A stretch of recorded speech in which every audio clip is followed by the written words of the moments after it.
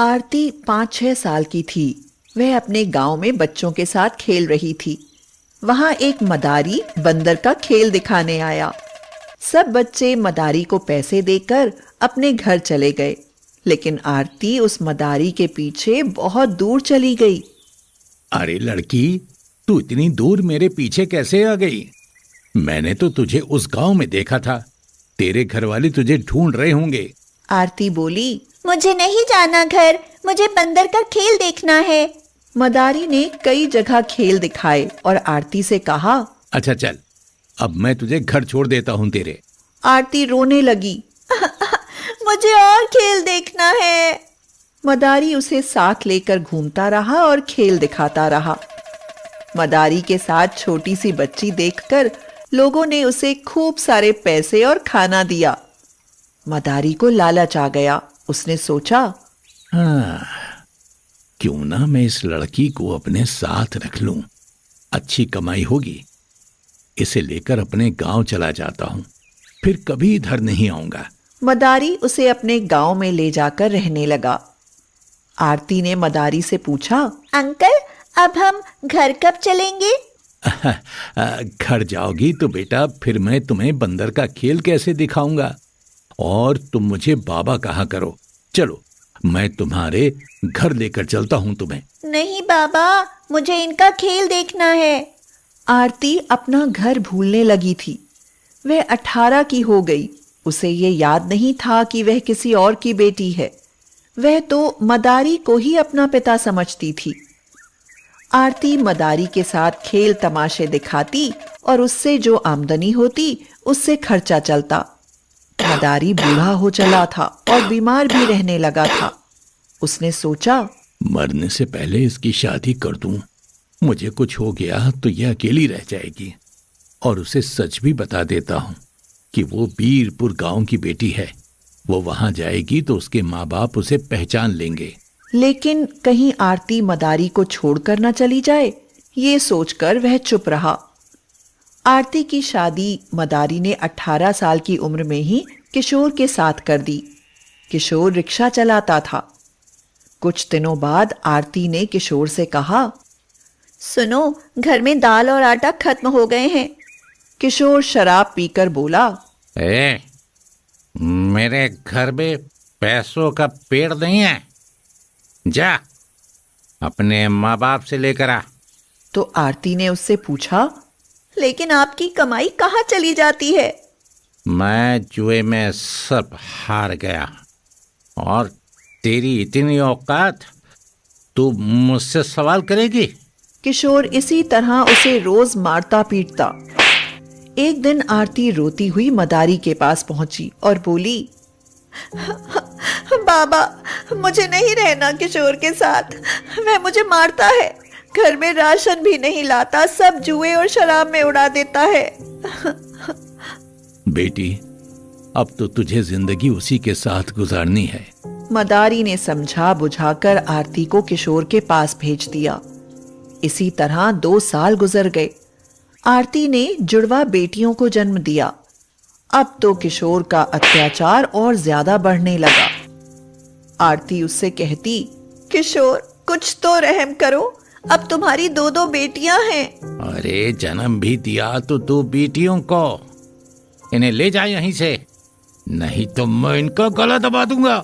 किशोर बच्चियों की तरफ दौड़ा, लेकिन आरती ने किशोर को धक्का दे दिया और बच्चियों को लेकर मदारी के घर आ गई। बाबा, यह मेरी बच्चियों को मार डालेगा। मैं क्या करूं, कहां जाऊं? सुन आरती, मैं तेरा और तेरी 2 बेटियों का खर्च नहीं उठा पाऊंगा।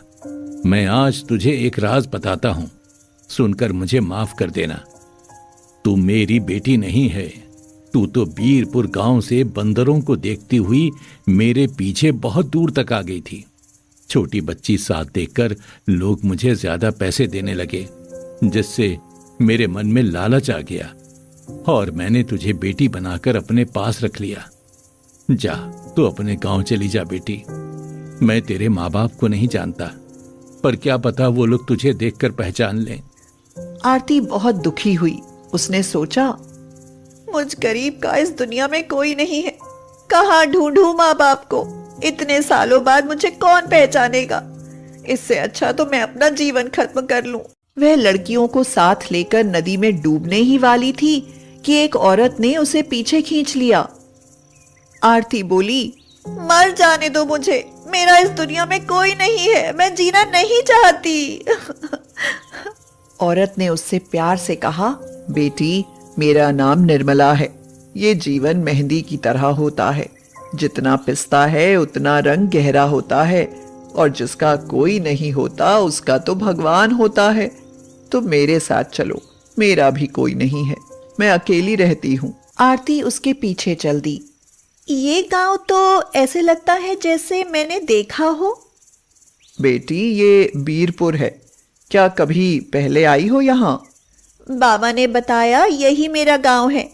बचपन से मैं यहीं से मदारी के पीछे पीछे चली गई थी, जब मैं केवल 5-6 साल की थी। क्या तुम वही लड़की हो? हाँ, मैं वही हूँ। क्या आप मेरे माँ बाप को जानती हो? निर्मला ने उसे गले से लगाकर कहा, हाँ, तुम मेरी ही बेटी हो वाणी। आरती का बचपन का नाम वाणी था। आरती को माँ तो मिल गई, लेकिन उसके पिताजी गुजर चुके थे। घर में कोई कमाने वाला नहीं था। अब आरती, उसकी 2 बेटियां और निर्मला, 4 लोगों का खर्चा कैसे चले? निर्मला के आंगन में मेहंदी के पेड़ थे। एक दिन आरती पत्ते को हाथ में लेकर मसलते हुए सोचने लगी, ऐसा क्या करूं कि अपना खर्चा निकाल सकूं। माँ अकेली थी तो गुजारा हो जाता होगा, लेकिन अब 3 हम भी हैं। बच्चों को छोड़कर कहाँ काम ढूंढने जाऊं।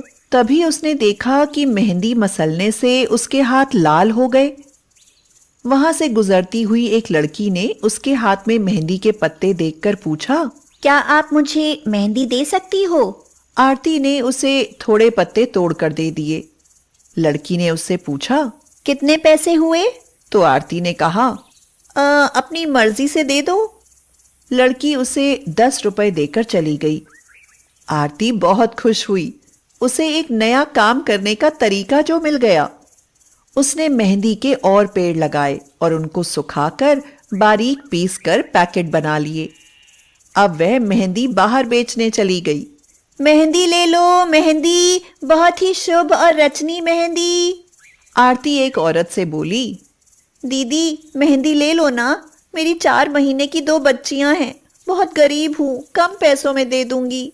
लेकिन जो भी उसकी मेहंदी खरीदती वही उसकी तारीफ करती और बार बार उसी को बुलाकर मेहंदी खरीदती।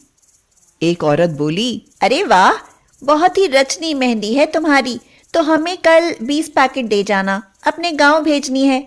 इतना रंग देने वाली मेहंदी पहले कभी नहीं देखी। अभी तो आरती केवल गलियों में मेहंदी बेचती थी, लेकिन अब दुकान वाले भी उससे मेहंदी खरीदने लगे। आरती की मेहंदी कम पड़ने लगी। माँ, मेहंदी खत्म होने लगी है और मेहंदी की मांग बढ़ती ही जा रही है। बेटी, तू चिंता क्यों करती है? गांव में हमारे खेत बंजर पड़े हैं। जब से तेरे पिताजी गुजरे हैं तब से कोई देखने वाला ही नहीं रहा। अब की बरसात में अपने खेत में मेहंदी की कलम लगा दे, देखना तेरा काम बहुत अच्छा चलेगा। फिर क्या था, आरती ने बरसात में मेहंदी की कलम लगा दी। कुछ दिनों बाद पूरे खेत में मेहंदी के पेड़ लहलहा उठे। आरती बोली, बाबा, मुझे मेरी माँ मिल गई है, आप मेरे साथ चलो। बेटी, मुझे माफ कर दे, मैंने तेरा जीवन बर्बाद कर दिया। फिर मुझे अपने साथ क्यों ले जाना चाहती है? बाबा, कुछ भी हो, मुझे पाला तो आपने ही है ना। मेरे साथ चलो, वहां बैठे बैठे मेरी मेहंदी की खेतों की देखभाल कर लेना। अब आरती बड़े पैमाने पर मेहंदी का कारोबार करने लगी थी। माँ, अब हमें मेहंदी तोड़ने और पैक करने के लिए लड़के रखने पड़ेंगे और पीसने के लिए बड़ी मशीन लगानी पड़ेगी। बेटी, तेरी मेहनत रंग ले आई। अब तो तू एक मेहंदी की फैक्ट्री बनाने वाली है। मुझे तुझ पर बहुत गर्व है। बेटी, मुझे माफ कर दे, मैंने लालच में आकर तेरे जीवन के साथ खिलवाड़ किया। बाबा, जो हुआ वो नहीं बदला जा सकता, लेकिन आज मैं जो कुछ भी हूँ वो आपकी वजह से ही हूँ। अब आपकी बेटी कोई गरीब मेहंदी वाली नहीं है।